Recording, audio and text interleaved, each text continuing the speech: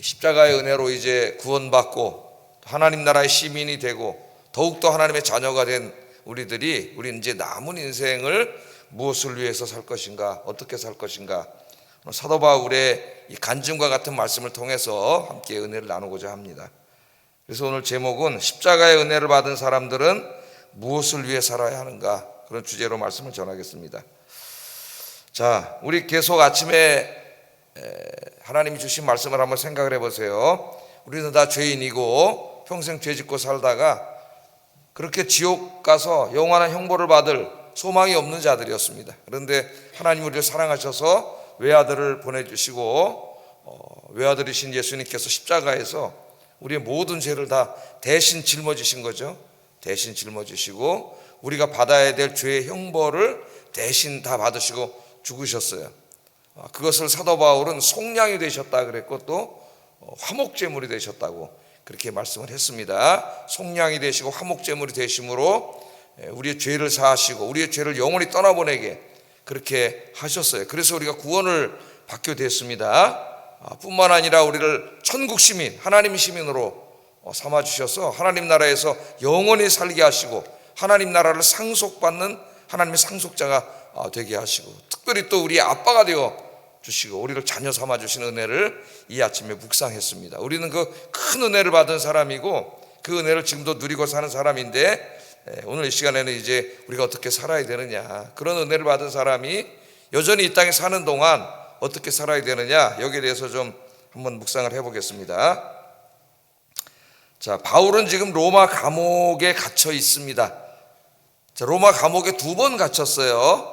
사도행전에 나오는 이 로마 감옥은 1차 투옥입니다. 그때는 이제 가택 연금 상태로 있었고, 그리고 이제 석방이 됩니다. 석방이 돼서 이제 그의 소원대로 저 서바나 스페인까지 가서 복음을 전하고 한 2년 동안 복음을 전하다가 로마로 다시 들어가게 돼요. 그때 로마가 이제 그 네로라고 하는 폭군이 정권을 잡아가지고 기독교를 엄청나게 박해하고 있었습니다.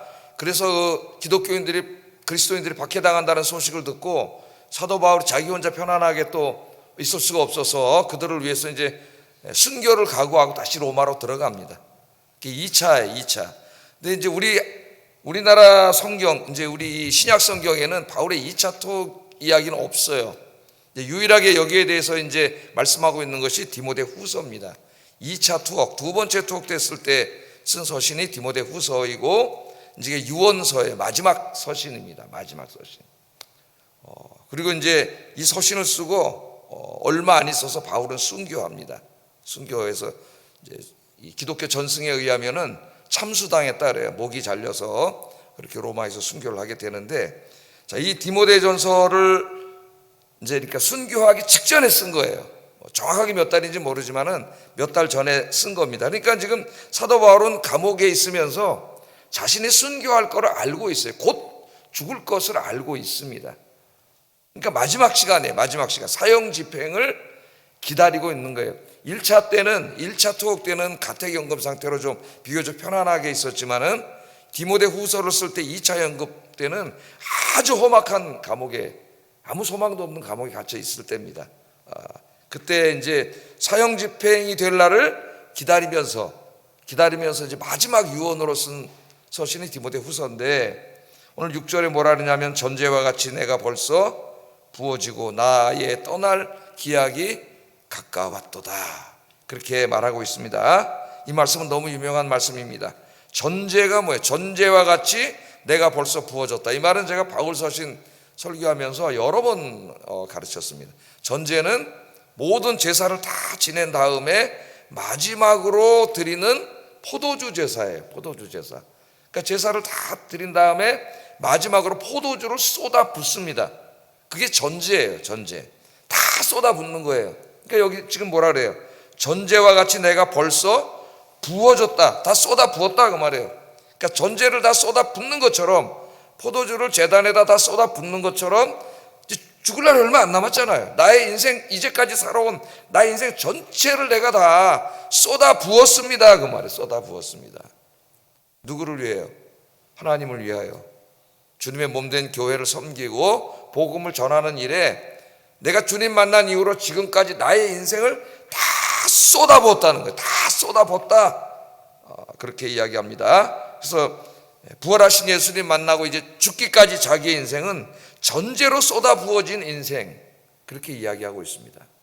오늘 여러분들의 인생을 어디다 다 쏟아붓고 있습니다. 여러분의 시간과 하나님 주신 재물과 여러분의 재능과 여러분의 건강과 여러분의 모든 것들을 다 어디다 쏟아붓고 있습니까? 전제로 쏟아 부어지기를 주의 이름으로 축복합니다. 전제로. 그렇다고 직장도 간두고 하시는 일도 간두고 사업도 간두고 다 목사가 돼서 그냥 주의 일만 해라, 그런 말씀이 아니에요. 여러분의 있는 삶의 현장에서 여전히 직장 생활을 하면서 여전히 사회 생활을 하면서 그런 가운데 여러분의 인생의 궁극적인 목적이 바로 그런 돈 더 많이 벌고 성공하고 출세하고 부자 되고 이런 데 있는 게 아니라 주님의 영광에 있는 복음과 교회를 위해 헌신하고 수고하는 일에 쏟아부으라는 말입니다. 쏟아부어라. 그래서 바울은 다 쏟아부었습니다. 감옥에서 죽는다는 것을 알고 있고 그 죽는 순간까지도 다 쏟아부었어요.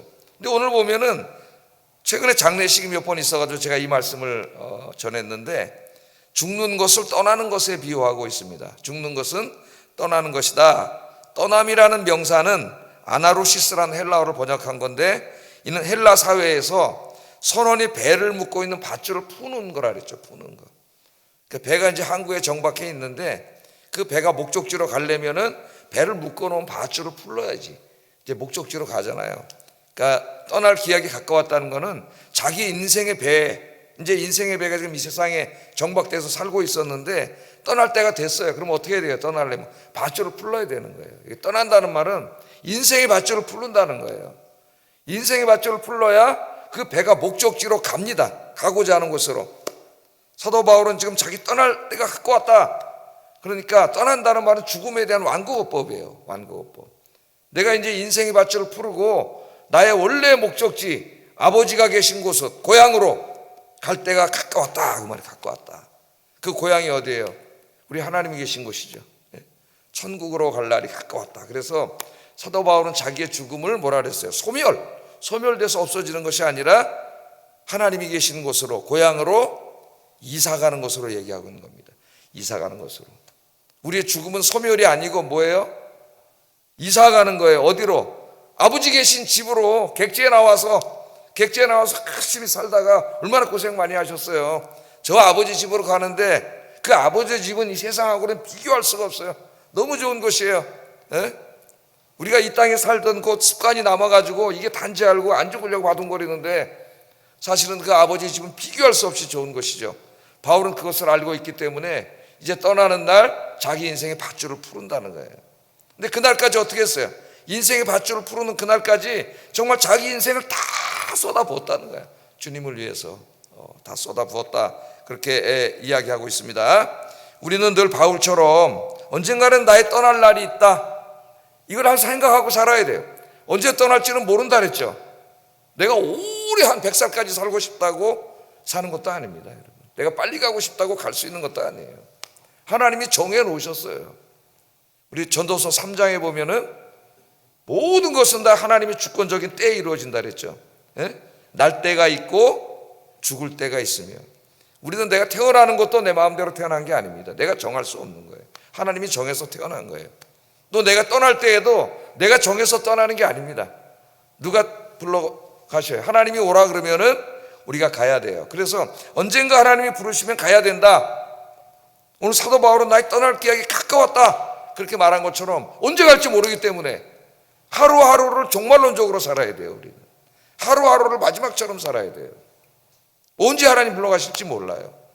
그렇다고 뭐 나 죽으면 어떡하지 불안해하는 말이 아니라 하나님이 다 알아서 하셔요. 하나님이 떠나면은 하나님 나라로 이사가면 하나님 앞에 설 날이 있다. 그러므로 그리스도인들에게는 죽는 것이 문제가 아니라 죽어서 하나님 앞에 설 때에 어떤 모습으로 서냐가 중요한 거예요. 어떤 모습으로 서냐는 오늘 이 땅에서 우리가 어떻게 살았느냐에 의해서 결정되는 겁니다. 그래서 항상 떠날 날이 가까웠다는 생각을 가지고 내가 하나님 앞에 섰을 때 그 하나님 앞에 선 나의 모습이 어떤 모습일까를 생각하면서 오늘 하루하루를 사시기를 주의 이름으로 축복합니다. 자, 이 이야기를 합니다. 이제 떠날 기약이 가까웠는데 내가 다 쏟아부었어요. 전제가 이 쏟아붓는 것처럼 내 인생을 다 쏟아부었어요. 내 시간과 에너지와 재물과 모든 것들을 주님의 영광을 위해서 다 쏟아부었어요. 어떻게 쏟아봤느냐? 세 가지를 얘기합니다. 크게 세 가지 범주로 얘기를 해요. 7절 한번 읽어보겠습니다. 시작.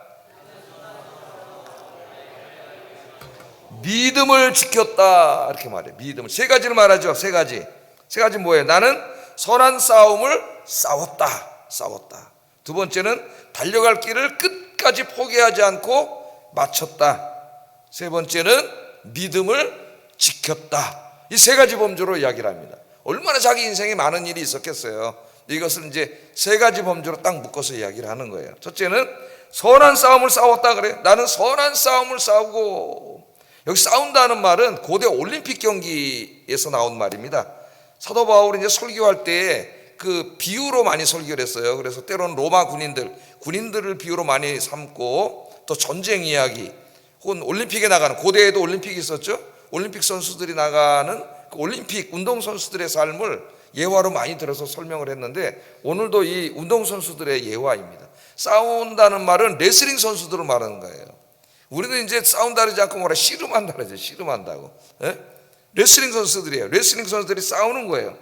레슬링 선수들이 올림픽에 나가서 이제 금메달을 따게, 그때는 금메달이 아니라 뭐죠? 이제 면류관을 받기 위해서 막 싸우잖아요. 서로 싸우는 것처럼 자기가 예수님 만난 다음에 지금까지 죽기까지 한평생이 싸움이었다는 거예요. 싸움이었다고 그렇게 이야기합니다. 하나님께서 싸우지 말라 그랬는데, 사이좋게 살라 그랬는데, 사랑하며 살라 그랬는데 누구랑 싸웠을까요? 이렇게 누구랑 싸웠을까요? 여러분, 사람들하고 싸우지는 않았겠죠. 그래서 뭐라 그래요? 나는 선한 싸움을 싸웠다 그래요. 선한 싸움을 싸웠다, 그렇게 얘기합니다. 자, 바울은 선한 싸움을 싸웠어요. 보통 사람들은 다 돈 많이 벌고 더 성공하고 더 출세하고 내가 더 높은 자리에 올라가기 위해서 그리고선 다른 사람들 싸워서 이겨야 되잖아요. 우리 인간의 사회가 어떻게 보면 정글의 법칙이 지배하는 사회. 내가 저 사람 이기지 못하면 내가 그 윗자리에 올라갈 수가 없어요. 그래서 오늘도 치열하게 살아갑니다. 사람들이. 사도 바울도 치열하게 싸웠어요. 근데 뭘 위해서 싸웠느냐? 그런 것을 위해서 싸운 게 아니라 나는 선한 싸움을 싸웠다, 이렇게 말합니다. 선한 싸움을 위해서 싸운 게 뭐냐? 제가 세 가지 범주로 또 저도 그래서 한번 생각을 해봤습니다. 우리 믿음의 싸움에 대해서. 첫째는 믿음의 가치를 지키는 거죠. 믿음의 가치를 지키고. 두 번째는 교회를 섬기고 복음을 전하는 것이에요. 세 번째는 예수님의 성품을 닮은 훌륭한 인간이 되는 겁니다. 인간. 이게 중요한 목표예요. 우리의 인격이 예수님 닮은 훌륭한 인간이 되는 게 중요한 목표입니다. 이 세 가지를 위해서 싸웠다는 거예요. 이 세 가지를. 여러분, 믿음의 가치를 지키고 예수님의 성품을 닮은 그런 정말 훌륭한 인간이 되고, 교회와 복음, 교회를 섬기고 복음을 전하는 그런 삶을 왜 싸움이라 그랬을까요? 그렇게 살았습니다 그러면 되지. 왜 이 선한 싸움을 싸웠다 그래요? 싸웠다는 거예요. 그렇게 살기 위해서. 누구랑 싸웠을까요, 여러분? 우리 그리스도인들이 그렇게 살아가려고 할 때 이것을 방해하고 우리를 쓰러뜨리려고 하는 자가 있기 때문에 싸웠다고 얘기하는 겁니다. 싸웠다고. 그 우리를 쓰러뜨리려고 하는 엄청난 레슬링 선수가 있어요. 어둠의 권세자예요. 우리의 힘으로 이기기 힘든 그 레슬링 선수가 누구예요? 사탄이에요. 사탄. 마귀가. 내가 믿음의 가치를 지키려고 하면은 믿음의 가치를 지키지 못하고 세상과 타협하면서 살게 하려고, 우리를 넘어뜨리려고 하는 그 어둠의 권세자가 있었어요. 많은 사람들이 오늘 그리스도인들이 돈 때문에, 성공과 출세 때문에 믿음의 가치, 하나님의 말씀을 내팽개쳐 놓고 그거 조금 세상의 것들을 더 얻겠다고 적당히 타협하면서 살아가는 사람이 얼마나 많습니까, 여러분? 그 배후에는 누가 있는 거예요? 어둠의 권세자가 우리가 좋아하는 돈, 성공, 출세, 세상의 쾌락, 즐거움 이런 거 가지고 찾아와서 우리를 딱 잡아가지고 넘어뜨리려고 하는 거예요. 그걸 모르고 그리스도인들이 거기 넘어가는 거예요. 거기 지는 거는. 사도 바울이 뭐라 그랬어요? 그걸 알기 때문에 그를 붙잡고 레슬링 선수가 그 사람을 넘어뜨리기 위해서 싸운 것처럼 기도하면서 싸웠다는 거예요. 끝까지 믿음의 가치를 지켰다는 거예요. 복음을 전할 때는 어땠습니까? 복음을 전할 때 사도 바울, 우리가 바울 서신 읽어보거나 사도행전을 읽어보면은 환경이나 사람들, 로마인들, 유다인들, 그리스도인들을 다 동원해가지고 사도 바울이 교회를 세우고 복음을 전하는 것을 방해하고 심지어는 매를 때리고 감옥에 가두고 죽이려고 그러고 엄청나게 많은 방해를 했죠. 마귀가. 때로는 대도시 갈 때마다 얼마나 많은 유혹이 있습니까? 사도 바울 남자들이 돌아다니는데 그 도시마다 음란한 도시예요. 환난과 핍박과 유혹으로 이 복음 전하는 일을 할 때 이걸로 마귀가 딱 붙잡고 넘어뜨리려고 할 때 어떻게 했어요? 싸웠어요. 이기고 주님의 몸된 교회와 복음을 위해서 살았다는 겁니다. 또 인격적으로도 예수님 닮은 훌륭한 인간이 되기 위해서 그래서 기도하면서 말씀 묵상하면서 사랑하고 용서하고 남을 배려하고 친절하게 이렇게 살으려고 하는데 시기와 질투와 우리 인간의 온갖 미움과 증오를 확 일으켜가지고 짐승 같은 인간으로 만들려고 마귀가 우리를 딱 붙잡고 넘어뜨리려고 씨름할 때 어떻게 했다는 거예요? 딱 맞잡고 기도로 싸워서 마귀를 넘어뜨리고 승리함으로 예수님 닮은 인격이 됐다는 거예요. 여러분, 우리가 하나님께 드려야 될 가장 큰 선물이 뭔지 아십니까? 헌금이 아니에요. 우리 자신이에요. 우리 자신. 변화된 우리 자신. 사한 제물로 드리는 겁니다. 그게 뭐예요? 우리가 예수님의 성품과 인격을 닮은 작은 예수가 되는 거예요. 그게 하나님께 드릴 가장 큰 제물이에요, 여러분. 그래서 예수를 진짜 잘 믿는 사람은 신앙과 인격이 변화된 사람이에요. 변화된 사람. 자, 사도 바울은 어떻게 합니까? 이 모든 것을 선한 싸움이라 그래. 선한 싸움. 여러분, 이제 면류관을 타려면 어떻게 해야 돼요? 선한 싸움에서 이겨야 돼요. 어둠의 권세자의 마귀가 우리를 쓰러뜨리려고 우리 꽉 잡고 넘어뜨리려고 온갖 기술을 다 부립니다. 여러분, 이길 수 있는 기술은 뭐예요? 기도와 말씀으로 무장하는 거예요. 말씀에서 이 믿음의 선한 싸움을 끝까지 싸우고 승리하시는 여러분 되기를 주의 이름으로 축복합니다. 우리 주님께서 먼저 승리하셨어요. 자, 두 번째는 달려갈 길을 마쳤다. 달려갈 길을 마쳤다. 나의 달려갈 길을 마치고 여기 달린다. 이 말은 마라톤을 연상케 합니다. 마라톤. 사도 바울은 자기의 인생의 긴 여정을 마라톤 선수가 올림픽에 나가서 42.19km를 달리는 마라톤에다 비유하고 있습니다. 마라톤 선수에게 제일 중요한 게 뭐예요? 끝까지 달리는 거죠. 끝까지. 초반에 한 1000m 그냥 열심히 달려가지고 쫙 빼가면 뭐해? 힘이 다 빠져가지고 한 3km 가다 간두면 아무 의미가 없는 거예요. 마라톤은 100m가 아니라 끝까지 가는 게 중요하죠. 끝까지. 페이스를 유지하면서 뒤처지지 않고 자기 달리는 페이스를 계속 유지하면서 끝까지 가야 됩니다. 마라톤이 자기 인생을 마라톤에 비유하고 있는 거예요. 아까는 어디다 비유했어요? 레슬링 선수에다 비유했고, 씨름이야. 그건 싸우는 거예요. 마라톤은 달리는 거예요. 이 끝까지 가는데 중요한 게 인내와 끈기입니다. 끝까지 가는 거예요. 자, 여기 달려갈 길을 마쳤다는 것은 우리의 구원을 말하는 게 아닙니다. 구원을. 우리는 예정론을 믿습니다. 칼빈은 견인을 이야기했어요. 하나님이 택하신 백성들, 구원받은 백성들은 끝까지 지켜주신다고 했습니다. 구원에서 탈락될 수 있어요, 없어요? 없어요. 왜? 내가 강해서? 그게 아니라 하나님이 붙잡고 계시기 때문에 탈락될 수 없어요. 우리 예정론을 믿습니다. 카톨릭이나 이런 데서 뭐라 그랬죠? 알미니안지 감리교나 이런 데서는 구원에서 탈락할 수 있다고 가르쳐요. 탈락할 수 있다고. 장로교는 예정론을 믿습니다. 그러므로 마라톤을 하다가 거기서 탈락한다, 중단한다면 구원받지 못한다는 얘기인데 그런 일은 있을 수가 없어요. 우리 하나님 붙잡아 주시기 때문에. 그러므로 여기에 이 마라톤 경주, 내가 달려갈 길을 마쳤다는 말은 구원론적인 의미이기보다는 사명에 대해서 말하는 겁니다. 우리 예수 믿고 구원받은 사람은 다 사명자예요. 목사만 사명자가 아닙니다. 선교사만 사명자가 아니에요. 우리는 다 사명자예요. 하나님이 우리를 부르실 때 그 부르심에는 항상 무엇을 위한 부르심이라 그랬죠. 첫째는 우리를 사랑하시기 때문에 부르셨어요. 그건 구원론적인 의미입니다. 하나님의 부르심이 구원을 이룬 거예요. 두 번째는 우리를 사랑해서 구원하셨지만은 또한 우리를 무엇을 위해서 부르셨어요. 그게 우리 삶의 목적이에요. 그걸 사명이라 그래요. 사명. 그래서 우리는 모두가 다 사명자입니다. 주님의 몸된 교회를 섬기고 복음을 전해야 되는 우리는 다 사명자다. 사도 바울이 이 사명의 길을 끝까지 갔다는 거예요. 하나님이 맡겨준 사명의 길을 끝까지 갔다는 거예요. 지금 어디 있어요? 감옥에 갇혀 있습니다. 감옥에 갇혀서 죽는 그 마지막 순간까지 사도 바울이 이 사명의 길을 끝까지 달렸어요. 끝까지 달렸습니다. 이 디모데후서 4장을 뒷부분을 계속 한번 읽어보세요. 이제 몇 달 후면 죽는 걸 알아요. 정확하게 언제 몇 날 며칠인지는 모르지만은 곧 죽는다는 거 아닙니다. 언제든지 로마 군인들이 들어와서 끌어내면 죽는 거예요. 그날이 사형당하는 날이에요. 근데 사도 바울이 어떻게 해요? 그 안에서 끝까지 사명을 감당합니다. 옆에 있는 죄수들에게 복음을 전하고 거기에 지키고 있는 군인들, 간수들 만나서 복음을 전합니다. 그리고 마지막에 그 감옥 심심한 곳에 아무것도 없는 곳에서 뭐라고 해요? 디모데 후서라고 하는 성경을 기록했잖아요. 사도 바울이 디모데 후서를 썼잖아요. 마지막으로 디모데 후서라고 하는 이 성경을 쓰고 그 다음에 그 디모데 후서 4장을 계속 읽어보면은 이제 자기는 죽잖아요. 그럼 로마 선교를 어떻게 할 것인가. 그래서 디모데에게 디모데 후서 편지를 보낸 거예요. 너는 로마로 와라. 거기는 내가 다른 사람을 보낼 테니까. 또 올 때 마가도 데리고 와라. 여기 다른 사람 다 떠났고 누가가 아직 있다 나랑 같이.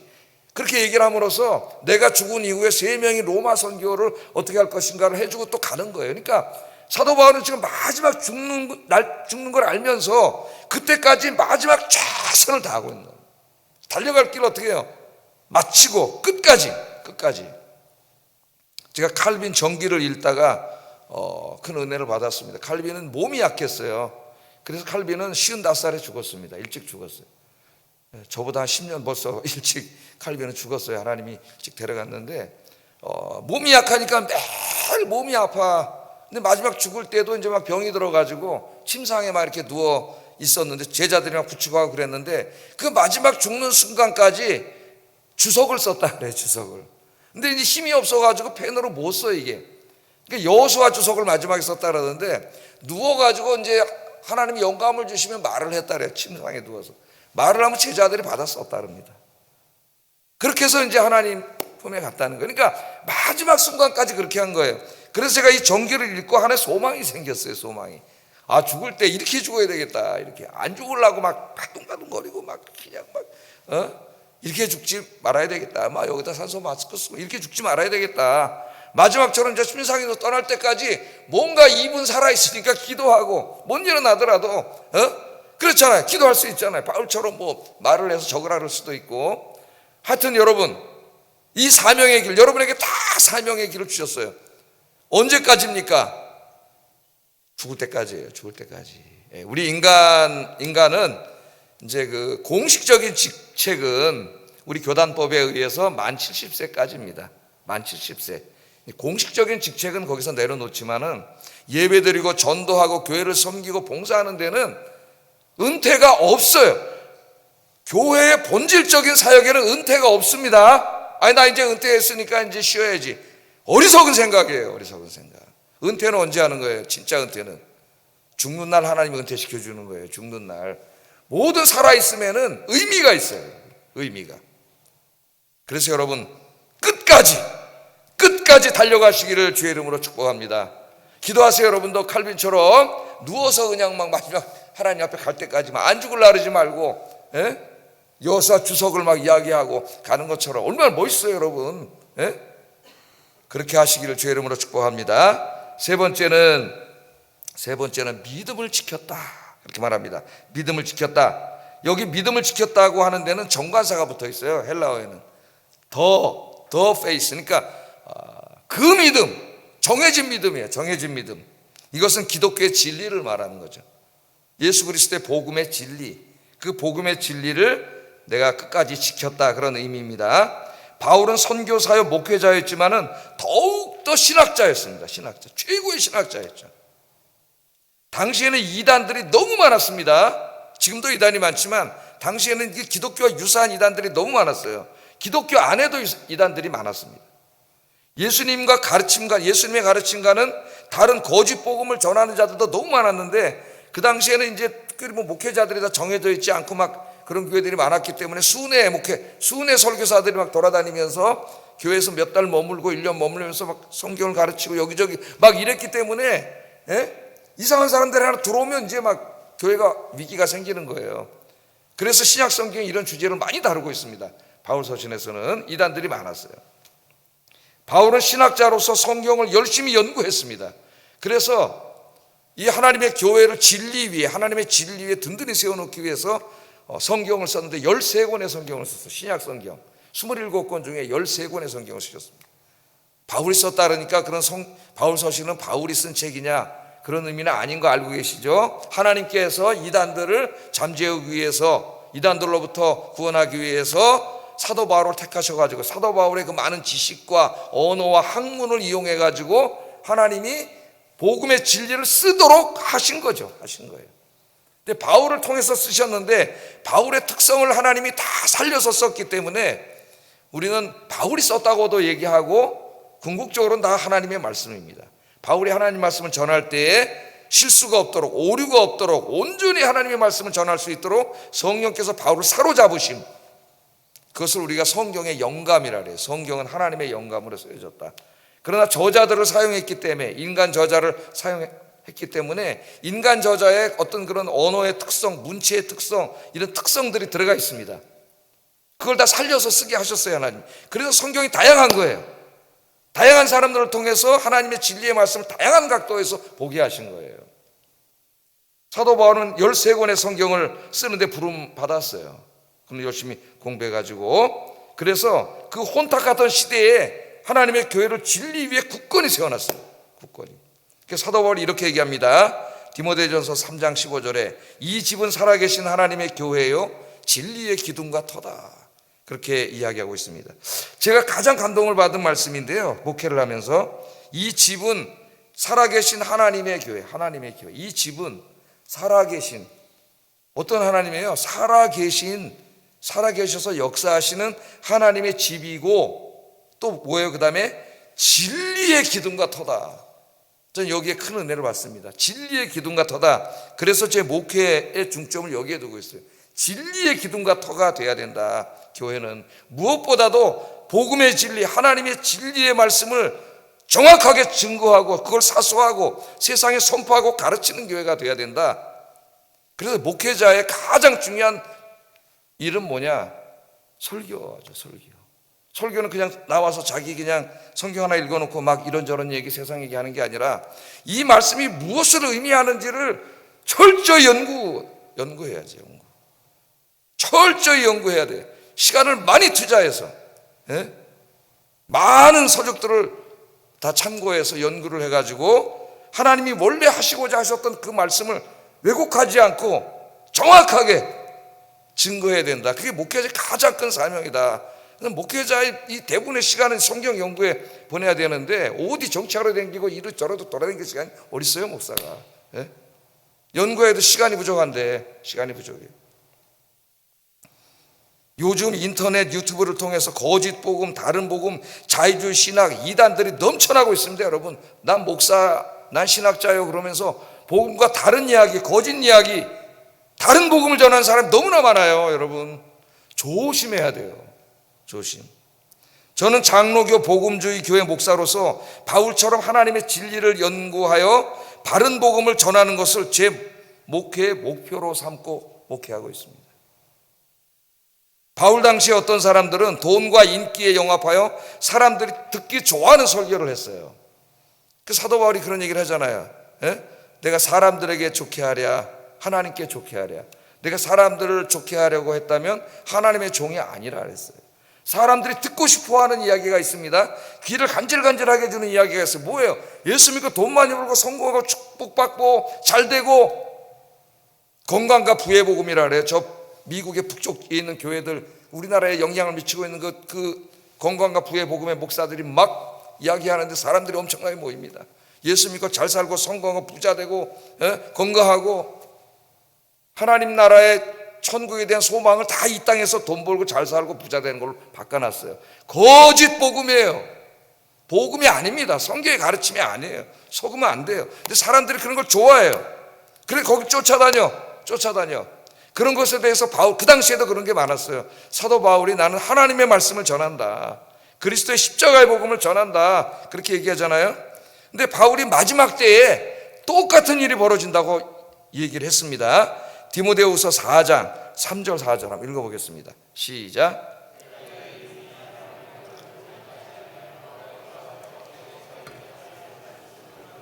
또 그 귀를 진리에서 돌이켜 허탄한 이야기를 따르리라. 자, 때가 이르리니, 마지막 때입니다. 우리가 사는 때예요. 때가 이르니 사람들이 어떻게 한다고요? 바른 교훈을 받지 아니하며 주의 말씀을 연구하고 십자가의 복음을 연구해서 주님이 십자가를 지라고 했습니다. 우리가 이 길을 걸어가야 됩니다. 이 고난의 길을 걸어가야 됩니다. 헌신해야 됩니다. 부담이 확 돼. 안 들어. 귓구멍 다 막고 그냥 안 들고 있어요. 안 듣는다는 거예요. 바른 복음을. 거기에는 많은 우리의 희생과 수고와 헌신이 따라야 되기 때문에 어제 뭐라 그랬어요? 그 영광을 받기 위해 고난도 함께 받아야 한다. 고난 그러면 귀를 막는 거예요. 내가 열심히 헌신해야 되는 거 싫은 거예요. 그럼 뭐를 좋아해요? 받지 않고 귀가 가려워 근질근질 자기 근질근질한 거 긁어주는 설교가 뭐예요? 돈 많이 벌고 성공하고 출세하고 축복받고 이겁니다, 여러분.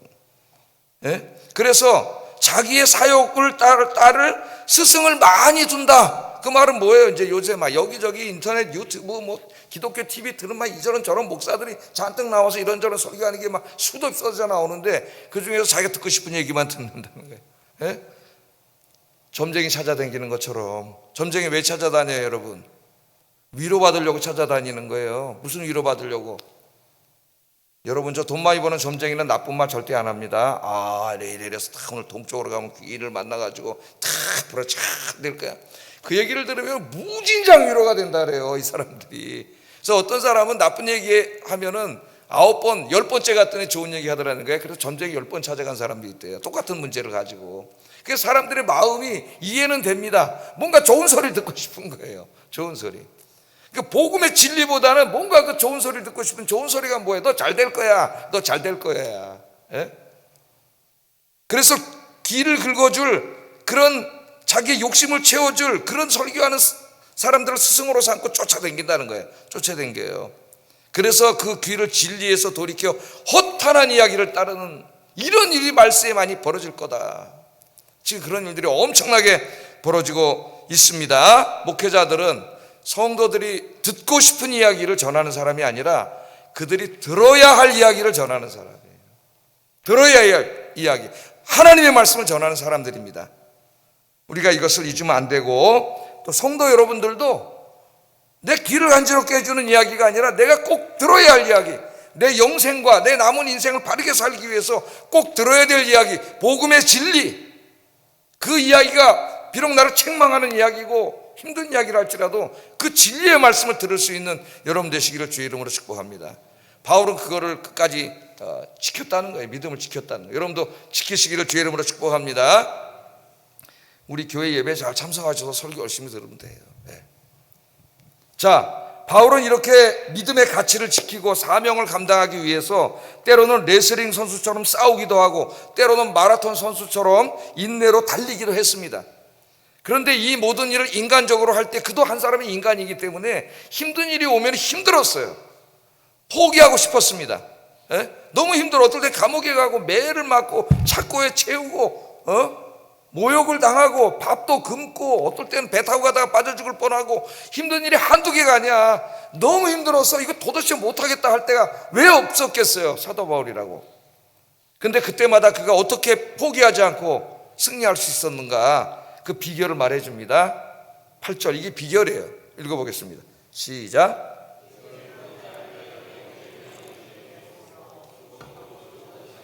그날에 내게 주실 것이며 내게만 아니라 주의 나타나심을 사모하는 모든 자에게 도니라. 아멘. 이제후로는 나를 위하여 의의 면류관이 예비되었다. 이 면류관은 올림픽 용어잖아요. 레슬링 선수, 마라톤 선수, 뭐 복싱 선수, 100m 선수 다 열심히 싸워서 이기면은 면류관. 그 면류관 자체는 무슨 값어치가 없어요. 왜? 그 월계수잖아요. 나뭇잎으로 만드는 게 무슨 가치가 있겠어요. 그러나 그 면류관을 쓸 때 그 명예와 영광은 엄청난 거죠. 사람들이 막 요새 우리 스포츠에 아주 미친 이 사회 아닙니까? 우리 사회가. 방송국에도 스포츠 방송이 몇십 개야. 맨날 골프하고 야구하고 축구하고 농구하고 배구하고 맨날 우리 언론 유튜브는 다 무슨 축구 선수 맨날 손흥민이 어떻고 연봉이 어떻고 이 짤데기 없는 얘기로 꽉 차 있어요. 면류관, 영광과 명예입니다. 여기서 은유를 가져온 거예요. 올림픽에서 이 믿음의 싸움을 다 싸운 사람에게 하나님께서 뭘 주신다 그랬어요, 바울이? 의의 면류관을 주실 것이다. 의의 면류관. 그러니까 하나님께서 이 믿음의 싸움을 끝까지 싸우고 승리한 자들에게 주시는 상급이에요. 상급. 근데 우리나라에 이제 얼른 끝내겠습니다. 우리나라에 이 상급, 하나님이 상급을 주신다는 것을 반대하는 사람들도 있어요. 복음주의 안에. 그래서 여기 면류관을 주신다는 것을 그냥 구원이라고 해석을 합니다. 구원과 영생이라고 해석을 하는 사람들이 있어요. 예? 자, 구원은 그 자체가 완전한 거기 때문에 거기에 무슨 차등이 없다는 거예요. 다 똑같다는 거예요. 일면 맞는 말 같기도 한데, 예? 여기 큰 모순이 있습니다, 여러분. 우리나라는 이 좌파 문화가 지배하고 있어가지고 신학에서도 굉장히 좌파 문화의 지배를 받아요. 그래서 항상 정의가 뭐냐면 평등이야, 평등. 평등주의. 다 똑같아야 돼. 그게 진리고 평등이라 하는 생각이 우리 한국 사람들의 생각에 가득 차 있어요. 그건 좌파 문화예요, 좌파 문화. 그렇다고 뭐 하나님 나라 갔는데 뭐 거기에 차등이 있어서 어떤 사람 부자가 되고 가난한 사람이 있고 그렇다는 이야기가 아닙니다. 상급. 그럼 만약에 상급 여기 면류관을 영생이나 구원으로 해석을 하면 어떤 문제가 발생해요? 달려갈 길을 마치고 믿음을 지키고 선한 싸움을 싸우고 이렇게 사도 바울처럼 열심히 신앙생활하고 사명을 감당한 사람에게 면류관을 준다 그랬는데, 그럼 그게 구원이라 그러면은 그럼 도대체 몇 명이나 구원받겠습니까? 그럼 몇 명이나 구원받겠어요? 그러니까 구원일 수가 없는 거예요. 이건 하나님이 주시는 상급이에요, 상급. 그렇다고 그 상급이 무슨 또 어떤 사람들이 말하듯이 뭐 다 천국에 갔더니 열심히 신앙생활 사람은 막 아파트 막 200평짜리 주고 이건 거짓말이에요. 그런 게 어딨어요, 천국에. 그렇게 말을 하니까 그런 거예요. 그런 게 아니고, 그럼 뭐 천국에도 부자가 있고 가난한 사람이 있습니까? 이 면류관 아까 뭐라 그랬어요? 면류관은 영광과 명예, 영광과 명예. 톰 나이트라고 하는 신학자는 목회서신에서 이것을 잘 갈파를 하고 있습니다. 영광과 명예예요. 네? 영광과 명예. 우리가 다 하나님 앞에 언젠가는 서게 될 겁니다. 제가 이렇게 생각을 해봐요. 그럼 자, 이제 구원받은 사람들이 쫙 하나님 앞에 서요. 그럼 이제 그 중에서 이 사도 바울처럼 이 선한 싸움을 싸우고 달려갈 길을 마치고 믿음을 지킨 이 사람들 다 있을 때 그 아마 이제 스크린, 천국 스크린, 제가 이제 그냥 천국에 스크린이 있다는 게 아니라 거기에 그 사람들의 그 열심히 섬긴 모습이 쫙 나타날, 그때 하나님이 그 면류관을 탁 씌워주면은 그 천국에 있는 백성들이 와, 저는 이렇게 추측을 해봅니다. 성경에 있다는 얘기가 아니라 이 상급이 그런 거예요, 면류관. 그러나 천국에는 죄가 없기 때문에 시기와 질투가 없어요. 시기와 질투는 없어요. 구원은 부족함이 없습니다. 다 구원을 받은 거예요. 완전한 구원을 받은 거예요. 최고의 축복의 상태고 샬롬의 상태입니다. 거기에 차별이 없어요. 그러나 그 중에서 정말 이렇게 이 싸움을 다 싸우고 믿음을 끝까지 지킨 사람들은 이제 그것이 드러남으로 그 모든 천국에 온 천국 백성들에게 영광이 된다는 거예요, 영광이. 그래서 다니엘서 12장 3절에 그 이름이 하늘의 별과 같이 빛나리로다. 빛나리로다. 이게 아닐까 저는 그렇게 생각을 합니다. 맞을 거예요, 하나님이. 그날 그 영광이 다 드러날 거예요. 지금은 잘 몰라 누가 누군지. 그때는 다 드러날 거예요. 진실하게 섬긴 사람들, 예? 거기 쫙 천국에 드러나기 때문에 성도들이 그냥 와. 여러분들이 그분들이 되시기를 주의 이름으로 축복합니다. 기도하겠습니다. 우리가 언젠가는 세상을 떠날 날이 있음을 늘 기억하게 하시고 내 인생의 남은 시간들을 믿음의 선한 싸움을 싸우고 달려갈 길을 인내로 달려가고 복음의 진리를 지키는 일에 힘쓰게 하소서. 이 믿음의 싸움에서 힘들고 어려울 때마다 하나님이 주신 면류관 바라보며 포기하지 말고 중단하지 말고 끝까지 달려가게 하소서. 기도하겠습니다.